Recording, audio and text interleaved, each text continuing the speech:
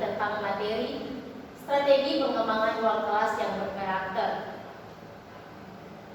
Perkenalkan, nama saya Yosefa Veronica Sulunya Doren dan teman saya Linda Jagis Jawa Tobi. Saya Yohana Trifunia Prada Muda Makin. Saya Yasin Tauto Doren. Saya Mariano Lewutun. Nah, strategi pengembangan ruang kelas berkarakter sangat penting dan dibutuhkan karena dapat mengubah dan mempengaruhi karakter seorang peserta didik. Nah, di sini ada 4 poin yang akan dijelaskan oleh teman-teman saya. Yang pertama, hakikat ruang kelas, implikasi terhadap pembelajaran, pengembangan ruang kelas berkarakter, strategi ruang kelas berkarakter. Di sini saya akan memberikan kesempatan kepada teman-teman saya untuk menjelaskan satu persatu tentang materi pengembangan ruang kelas berkarakter. Di sini saya akan menjelaskan tentang hakikat ruang kelas. Jadi, kelas dalam arti luas adalah suatu masyarakat kecil yang merupakan bagian dari masyarakat sekolah yang sebagai suatu kesatuan. Diorganisir menjadi unit kerja yang secara dinamis menyelenggarakan kegiatan pembelajaran yang kreatif untuk mencapai suatu tujuan. Jadi, hakikat ruang kelas merupakan salah satu fasilitas yang sering dimanfaatkan dalam proses pembelajaran yang mana berisi kegiatan pembelajaran dan pertukaran ilmu pengetahuan serta merupakan ruang yang memuat proses dalam penyampaian suatu pelajaran pada siswa. Baik, di sini saya akan melanjutkan penjelasan dari teman saya mengenai implikasi kelas terhadap pembelajaran. Implikasi kelas terhadap pembelajaran dibagi menjadi 3 bagian. Yang pertama, implikasi kelas terhadap pembelajaran yang berlangsung, di mana kondisi kelas yang didesain secara modern dengan tujuan agar siswa dapat belajar dengan efektif dan baik sesuai kemampuannya. Siswa juga lebih aktif dalam proses pembelajaran dan dapat termotivasi untuk belajar sehingga dapat meningkat hasil belajar. Yang kedua, indikasi terhadap sistem evaluasi. Faktor penting yang menentukan hasil belajar adalah lingkungan kelas yang menyenangkan. Siswa akan lebih senang belajar dan secara langsung akan meningkatkan semangat belajar sehingga memudahkan bagi guru untuk mengevaluasinya. Yang ketiga, disiplin dan pembinaan karakter. Pengaturan lingkungan belajar di kelas sangat diperlukan agar peserta didik mampu mengontrol pemenuhan kebutuhan emosionalnya, sehingga akan mendorong siswa terlihat secara fisik dan mental dalam proses belajar. Di sini saya akan membahas poin yang ketiga tentang pengembangan ruang kelas berkarakter. Adapun unsur-unsur pengembangan ruang kelas yang berkarakter. Yang pertama ada guru, yang kedua siswa, dan yang ketiga adalah proses dalam kelas.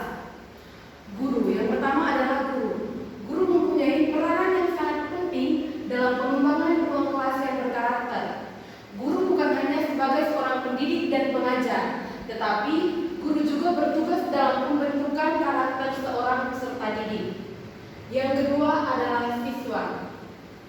Bukan hanya guru yang berperan dalam pengembangan ruang kelas yang berkarakter, tetapi siswa juga berperan aktif atau bekerja sama dengan para guru untuk menciptakan ruang kelas yang berkarakter. Apabila peserta didik mempunyai sifat acuh tak acuh dan tidak mau mendengarkan apa yang diajarkan oleh guru, maka ruang kelas tersebut tidak dapat tercipta menjadi ruang kelas yang berkarakter. Dan yang ketiga adalah proses dalam kelas. Suatu ruang kelas yang berkarakter otomatis membutuhkan sebuah proses di dalam ruang kelas. Sebuah proses itu baik dan menarik, otomatis akan mempengaruhi pengembangan ruang kelas berkarakter tersebut.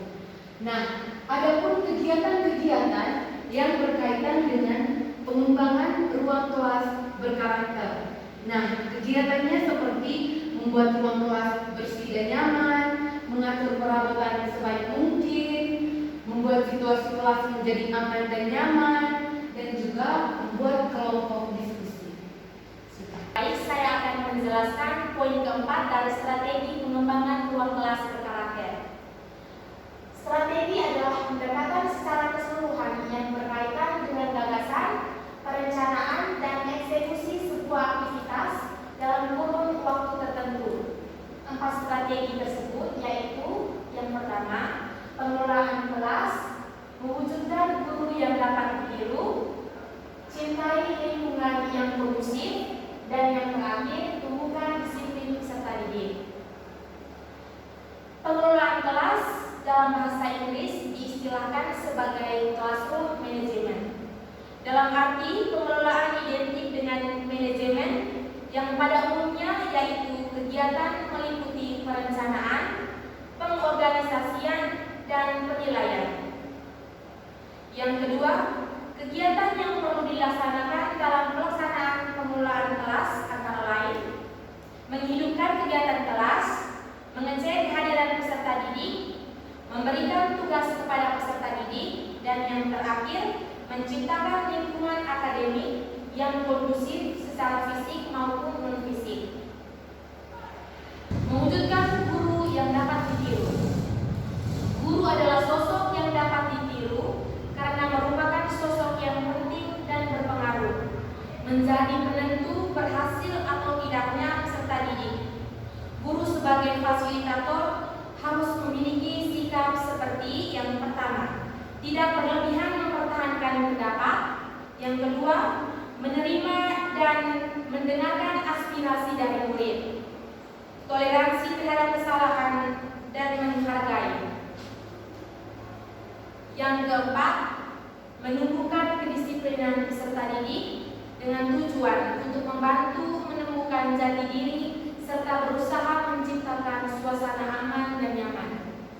Nah, jadi dapat kami simpulkan bahwa strategi pengembangan ruang kelas yang berkarakter dapat tercipta bila saya sebagai pendidik dan kalian sebagai peserta didik dapat bekerja sama dalam membangun ruang kelas yang berkarakter seperti yang telah kita pelajari sebelumnya.